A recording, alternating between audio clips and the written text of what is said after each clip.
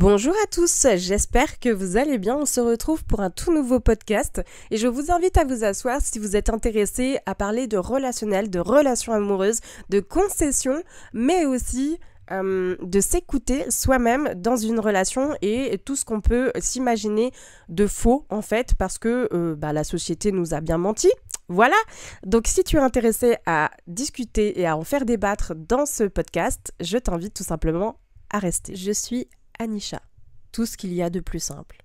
Ces dernières années, je me suis intéressée de très près au milieu du développement personnel ainsi qu'à la pleine conscience. Ensemble, je vous propose de faire briller nos lumières. Ensemble, allons vers l'harmonie. À travers les réflexions et toutes sortes d'introspections, je vous partage mes visions. Si déjà cela vous plaît, je vous invite à envoyer plein d'amour à l'aide d'un petit like, de partager l'épisode à une personne qui en aurait besoin et de vous abonner afin de me soutenir. Ça me fait très plaisir de vous retrouver aujourd'hui parce que ça fait extrêmement longtemps, en fait, finalement, qu'on n'avait pas parlé de relationnel dans ces podcasts sur cette chaîne. La dernière fois, on avait parlé d'amour de soi, d'acceptation de soi, enfin bref, vraiment à l'interne de soi et juste nous-mêmes. Donc un petit peu un sujet égoïste. Et aujourd'hui, on va vraiment parler de relations à deux parce que dernièrement, j'ai eu un peu une petite claque de la vie qui m'a simplement dit « Eh oh Anisha, ce serait peut-être le temps d'en parler, tu ne penses pas ?» Et je suis assez d'accord finalement parce que j'ai quand même des choses à dire dans la manière dont on doit aborder peut-être nos relations. Alors j'avais vraiment envie de partager ça en toute bonne conscience, bien évidemment. Ce sont mes expériences vécues, vous n'êtes pas obligé d'être totalement d'accord avec moi, d'accord ? J'ai aussi mes petits traumatismes dans ces relations-là, donc voilà, il y a des choses que je sais que je dois encore travailler, d'autres un peu moins, mais je me disais que ça pouvait toujours être sympa de faire ce petit pas vers vous en fait finalement et de voir. Donc revenons à la genèse en fait de nos histoires. J'ai toujours mis mon ou ma partenaire sur un piédestal. Me demandez pas pourquoi, ça fait partie de mon caractère.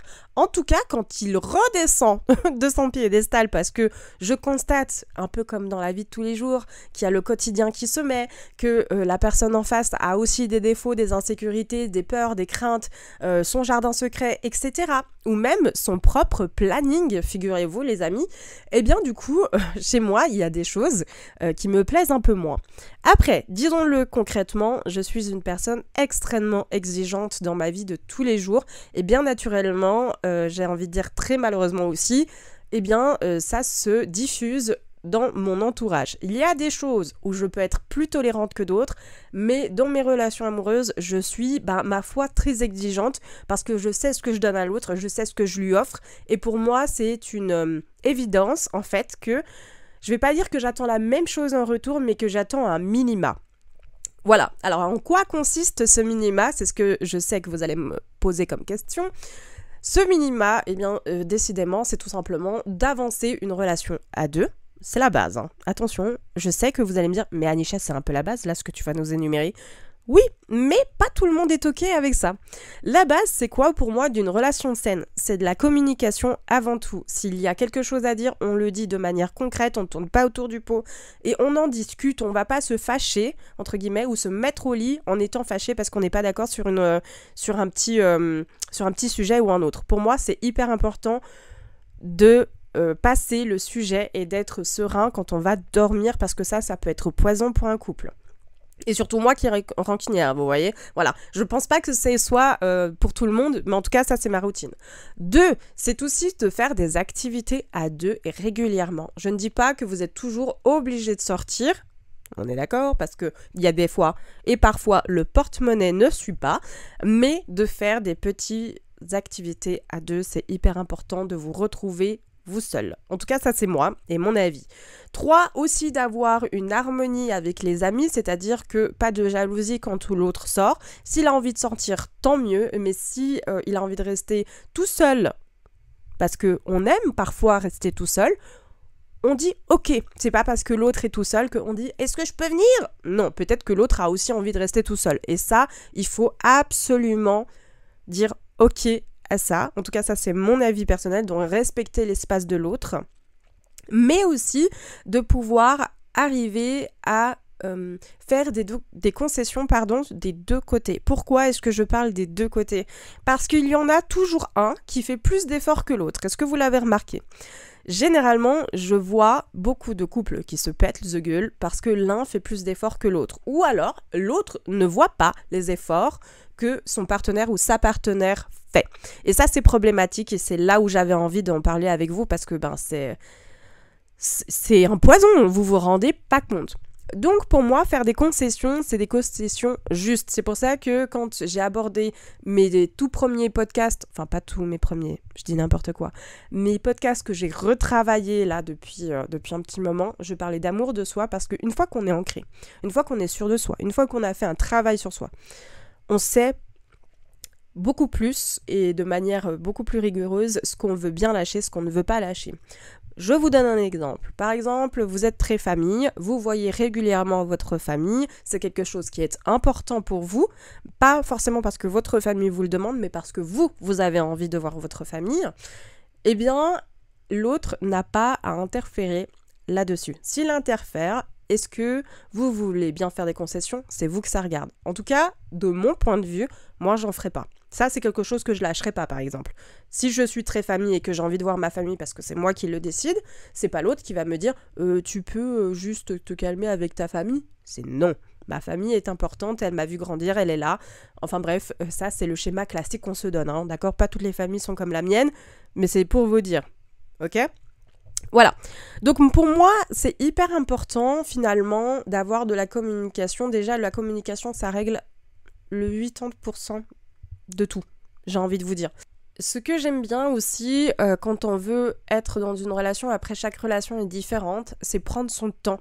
Prendre le temps en fait de connaître l'autre, d'aborder des sujets un petit peu plus fâcheux, de voir aussi si les insécurités de l'autre sont ok pour vous ou pas. Parce qu'il y a des insécurités chez les autres qu'on aura du mal à gérer. Je donne un exemple, j'avais un ex, il était absolument jaloux et possessif et ça c'était quelque chose que j'avais beaucoup de mal à gérer étant donné que je ne suis pas jalouse ni possessive. Donc ce sont bien deux défauts que je ne sais pas gérer, que je ne comprends pas et que j'aurais du mal à lui faire comprendre où est-ce que moi je vois pas le mal alors que lui le verrait. Vous voyez ce que je veux dire? Donc voilà, c'est ça ce que je veux dire, c'est que quand je parlais de complémentarité aussi vis-à-vis de l'autre, c'est aussi d'être complémentaire dans ses insécurités, dans ses craintes, dans ses peurs. Moi, je trouve que c'est hyper important. C'est pour ça que je vois aussi également que la moitié des couples qui fonctionnent, je dis bien, c'est des exceptions à la règle, mais en tout cas, ça c'est ce que je vois, c'est que c'est beaucoup de couples qui se ressemblent, mais voilà, c'est retrouver un petit peu d'un bout de chez vous, chez l'autre par exemple, un bout de vous chez l'autre, mais il y a une petite différence qui fait que vous êtes une personne à part entière et lui est une personne ou elle est une personne à part entière. Vous voyez ce que je veux dire? En fait, pour moi, c'est ça. C'est que il faut que la personne ait la même vision de ce que vous voulez. Par exemple, moi, j'ai toujours dit à mes ex que j'étais une personne carriériste. Je l'ai toujours dit. Moi, je veux pas créer une vie de famille, je veux pas suivre ce schéma classique. En tout cas, c'est pas mon désir. Et que moi, par exemple, je veux suivre un schéma de carrière, un schéma de nana businesswoman en mode vas-y, tu défonces tout. Et moi, cette vie de famille, elle m'inspire pas du tout. Voilà, ça c'est mon caractère et j'ai remarqué que pour certaines personnes qui m'accompagnaient dans ma vie, ils étaient ok. Puis il y en a d'autres qui sont ok, mais pour eux, c'est leur demander une concession beaucoup trop grande parce que ces personnes-là veulent tout simplement créer une vie de famille. Et ça, je leur ai dit, sur le long terme, les gars, ça peut être un problème de dispute. En fait, un sujet de dispute parce que l'autre aura sacrifié une partie de sa vie qu'il aurait voulu avoir. Ça ne veut pas forcément dire qu'il ne vous aime plus, qu'on s'aime plus, etc. C'est juste être honnête avec les aspirations de vie. Il y a des fois des relations, ça joue pas. Même si on s'aime très fort, ça ne joue pas. Et je vous parle en condition de cause parce que je l'ai vécu ça. Je vis tellement mes relations avec intensité que pour moi, c'est compliqué en fait finalement de lâcher une relation parce que j'ai envie de me battre, parce que je me suis lancée dedans et parce que pour moi c'est hyper important. Donc du coup d'avoir lâché ça, vraiment je vous le dis, pour moi c'est un souci un peu d'échec, comme si l'autre personne était un trophée. Non, pas du tout, pas du tout, je rigole. Je dis juste que pour moi, j'ai l'impression que c'est un échec parce que du coup j'aurais pas suffisamment donné ou peut-être que j'aurais pas... En fait bref, à chaque fois que je termine une relation, même si c'est moi qui quitte la relation, eh bien je me pose énormément de questions. Parce que j'arrive à un stade où je me dis waouh, qu'est-ce qui s'est passé, qu'est-ce que j'aurais pu améliorer, etc. La vie, c'est la vie, hein. Il y a des fois des relations, ça fonctionne, il y a des fois des relations, ça fonctionne pas. En tout cas, faut pas culpabiliser là-dessus. Ça, c'est une des choses que je peux vous dire.